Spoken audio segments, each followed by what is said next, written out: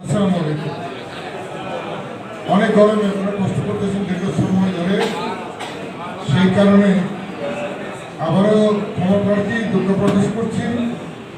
আমরা অল্প সময়ের মধ্যে আমাদের আজকের এই আলোচনা সভা সমাপ্তি ঘোষণা করব। তার আগে দুই চারটি কথা বলে শেষ করতে চাচ্ছি যে আপনারা সবই জানেন কিছু কিছু পরামর্শ এসেছে আমাদের কাছে সদস্য সংগ্রহের ব্যাপারে। আপনারা কিন্তু মাঠ পর্যায়ের নেতা, আপনাদেরকে দিয়ে বিএনপি, আপনাদেরকে দিয়ে আমরা, আপনাদেরকে দিয়ে জনাব তারেক রহমান। আবার পক্ষান্তরে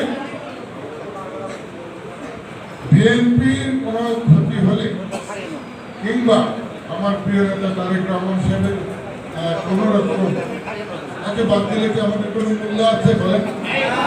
আমরা বিএনপির বাইরে গেলে কি আমাদের কোনো মূল্য আছে? অতএব আমাদের ফিউচার গুরুত্ব দিতে হবে।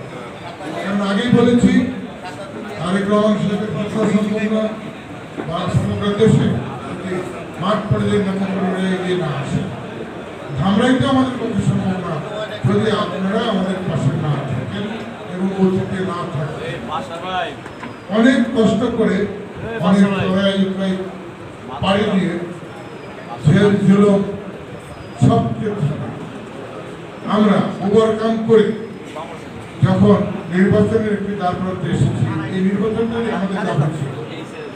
এটা আমাদের বহু নেতা কর্মী শহীদ হয়েছে, গুম হয়েছে এবং ওই সময় যে আন্দোলনে আপনারা দেখেন যে আমাদের প্রায় 1400 মানুষের কথা বলা হয় যারা এই সংগ্রামের সাথে শহীদ হয়েছেন।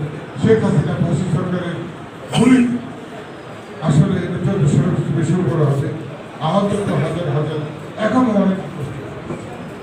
তারই ফলশ্রুতিতে অন্তর্বর্তীকালীন সরকার, আপনারা জানেন সরকার প্রধান আমাদের প্রিয় নেতার সাথে অল্প কিছুদিন আগে লন্ডনে বসেছিলেন এবং উনি কথা দিয়েছিলেন মধ্য ফেব্রুয়ারির মধ্যেই জাতীয় নির্বাচন হবে। আমরা প্রত্যাশা করবো প্রধান উপদেষ্টা আর কথা ঠিক রাখবে, কিন্তু আলামত যা দেখছি তাতে আমাদের আগেই বলেছি আমি, আমাদের একটা সর্ববৃহৎ প্রস্তুতি রাখতে হবে। একটা নির্বাচন আর একটা আন্দোলন, জনগণের ভোট আদায় করার জন্য। অতএব এটা যেমন দরকার তেমনি পাশাপাশি আমাদের প্রথম দিকে শুধু সদস্য নবায়নের কথা বলা হয়েছে এবং নির্দেশনা ছিল যারা সংগ্রাম আন্দোলনে জড়িত ছিলেন তাদেরকে নবায়ন করা। যেমন মনে করেন আমাদের ওয়ার্ড কমিটি, যাদের দিয়ে একটা বাদ আসছে, ইউনিয়ন নেতাদের সভাপতি থেকে শুরু করে নেতাদের অনুরোধ করছি, যেহেতু 9টা ওয়ার্ড, সর্বোচ্চ 9 দিন আপনাদেরকে সময় দেব। 9 দিনের মধ্যে বৈশাখ সুন্দর নেতাদেরকে নিয়ে বসে 600 ওয়ার্ডে গিয়ে আপনারা যদি কমিটি নিতে ব্যর্থ হন, আমরা ওই ইউনিয়ন কমিটি ভেঙে দেব। ভেঙে দিয়ে আমরা নতুন কমিটি করে দেবো, যারা আমার কাজ করতে পারবে তাদেরকে নিয়ে অতএব এই ব্যাপারে 9 দিনের সময় দিচ্ছি আপনাদের। এবং আমি খুব শর্টকাটে বলছি, সদস্য সংগ্রহ ব্যাপারটা যেটা আছে, আপনারা যারা এই যে ওয়ার্ড পর্যন্ত নেতা আছেন, কমিটিতে আছেন, শুধু 2-1 যারা পদ থেকে সরে গিয়েছেন আওয়ামী লীগের সুবিধা নেওয়ার জন্য, তাদেরকে বাদ দিয়ে আপনারা সকলেই আমার সাথে একমত থাকেন, আমরা তাদেরকে সম্মানিত করবো বিএনপি নবায়নের স্লিপটা দিয়ে।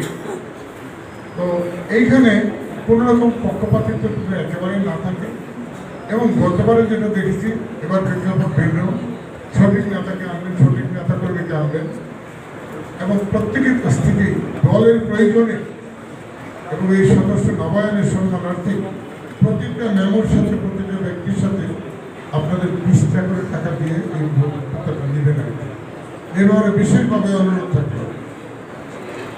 অনুরোধ থাকবে আমাদের মহিলা নেত্রীরা আছেন, আপনাদের কাছে প্রত্যেকের কাছে যে আমরা যেন মহিলাদেরকে সদস্য, কারণ বাংলাদেশের অধিকাংশ মহিলাই ব্যক্তিগতভাবে আমাদের প্রিয় নেত্রী দেশনেত্রী খালেদা জিয়াকে অত্যন্ত শ্রদ্ধা করেন, অত্যন্ত পছন্দ করেন। আমরা যদি তার পক্ষ থেকে আপনারা খেয়াল করবেন যে রসিদটা পাবেন, এখানে বেগম খালেদা জিয়ার স্বাক্ষর আছে। আচ্ছা, তার স্বাক্ষরিত একটা স্মৃতি যদি আমরা একটা মহিলাকে বুঝিয়ে বলতে পারি যে বেগম খালেদা জিয়া আপনি তাকে পছন্দ করেন, বিএনপিকে পছন্দ করেন বলেই কিন্তু উনি নিজে অসুস্থ অবস্থায় আপনাকে শুভেচ্ছা হিসেবে এই স্মৃতি পাঠিয়েছে।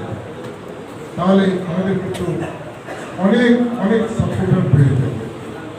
আপনারা যারা 17 তারিখের রেজিউল ভাইয়ের বক্তব্য শুনেছেন, এই বক্তব্যটা কিন্তু তারেক রহমান সাহেবের 100% নির্দেশনা করত।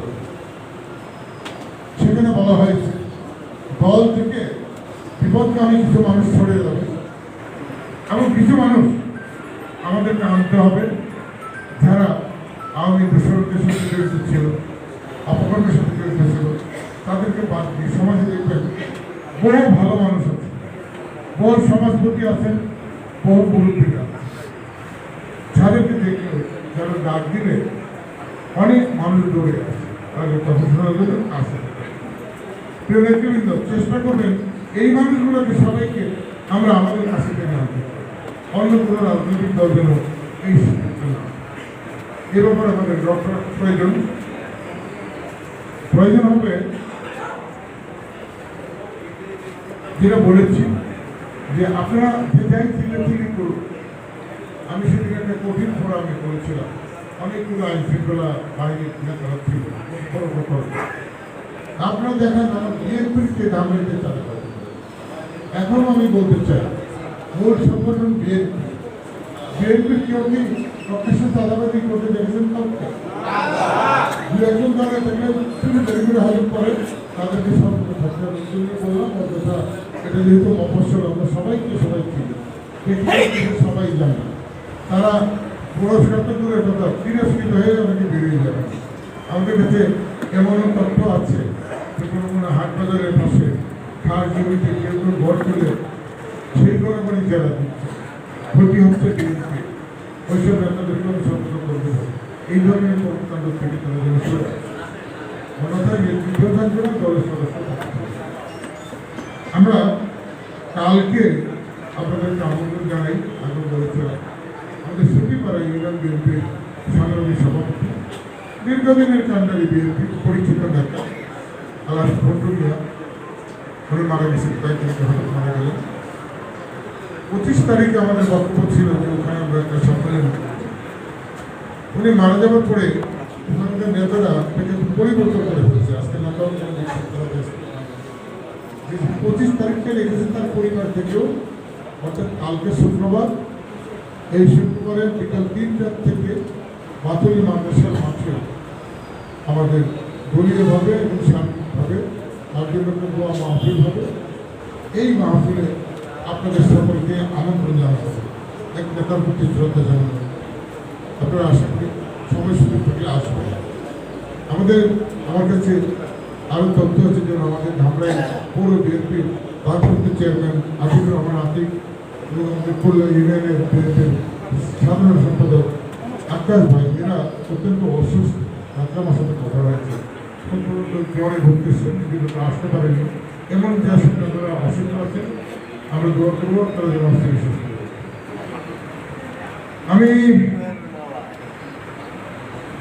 যেটা বলছিলাম, শনিবারে আমার যাদবপুরে একটা মিটিং আছে সাংগঠনিক। শনিবারের পর থেকে আগামী সপ্তাহ থেকে আমরা এই যে নবায়ন এবং নতুন সদস্য তাদের ব্যাপারে আমরা প্রত্যেকটা ইউনিয়নে যেতে চাই। আমরা প্রত্যেকটা কথা বলতে চাই, কোনো কারণ নেই। অস্থির হয়ে কষ্ট দিলাম, দেখলাম তিনটা ভুল হয়ে গেল। কারণ 1 মিনিট আমরা একাই কিন্তু যথেষ্ট। আজকে বিএনপিকে যারা বোঝাচ্ছে সেখানে সংখ্যায় কয়জন? আমার ধামরাতে বিএনপি কি আছে? তো এরা বারবার তারা কমিশন করে যাচ্ছেন, এরা বিএনপির কেউ না। আরো মনিটরিং সেল আছে, আবার এই সরকারেরও গোয়েন্দা বিভাগ আছে। কারো যদি